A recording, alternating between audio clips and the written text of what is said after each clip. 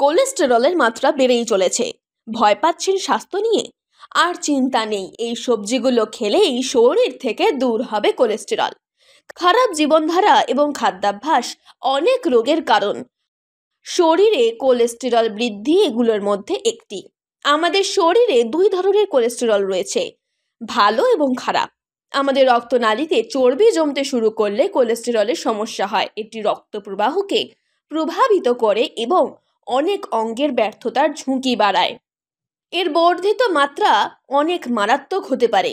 শরীরে কোলেস্টেরল বৃদ্ধির শুরুতে গভীর ও বড় কোনো লক্ষণ দেখা যায় না। এর থেকে পরিত্রাণ পেতে লোকেরা ব্যয়বহুল চিকিৎসা গ্রহণ করে। তবে আপনাদেরকে বলা যাক যে আপনার স্বাস্থ্যকর খাদ্যাভ্যাসও আপনাকে কিন্তু এই সমস্যা থেকে মুক্তি দিতে সহায়তা করতে পারে।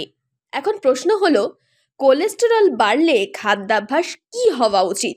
কোন সবজি খেলে উপকার হবে?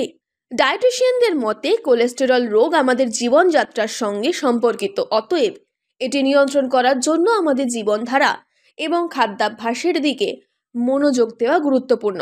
বলে রাখা যাক, শিরা উপশিরায় বেশিক্ষণ চর্বি জমে থাকলে হার্ট অ্যাটাক এবং ব্রেন স্ট্রোকের মতো ঝুঁকিও বেড়ে যায়। সব ধরনের সবজি তৈরিতে পেঁয়াজ ব্যবহার করা হয়।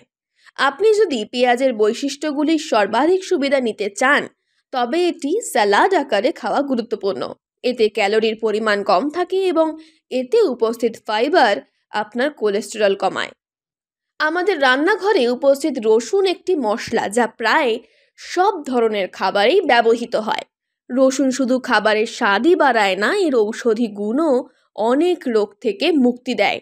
এতে প্রচুর পরিমাণে অ্যান্টি হাইপারলিপিডেমিয়া বৈশিষ্ট্য পাওয়া যায়, যা খারাপ কোলেস্টেরলের মাত্রা কমাতে সাহায্য করে। বেগুন খেতেও যেমন সুস্বাদু, তেমন খুব কম মানুষই হয়তো জানেন যে বেগুন কিন্তু অনেক গুণের। এই বেগুনই কোলেস্টেরল কমায়।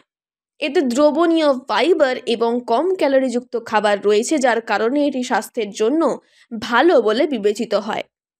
অনেকেই ঢ্যাঁড়স খেতে পছন্দ করেন না। এটি যদি প্রতিদিন খাওয়া হয়, তবে এটি আপনাকে কয়েকদিনের মধ্যেই কোলেস্টেরল থেকে মুক্তি দিতে পারে। এটি খুব উপকারী। খাওয়ার পরে আপনি দীর্ঘ সময়ের জন্য নিজেকে পূর্ণ বোধ করতে পারবেন। এছাড়াও নিজের ডায়েটে মুসুর ডাল, কালো মটরও কিন্তু অন্তর্ভুক্ত করতে পারেন। এগুলিও কোলেস্টেরল থেকে আপনাকে মুক্তি দিতে পারে।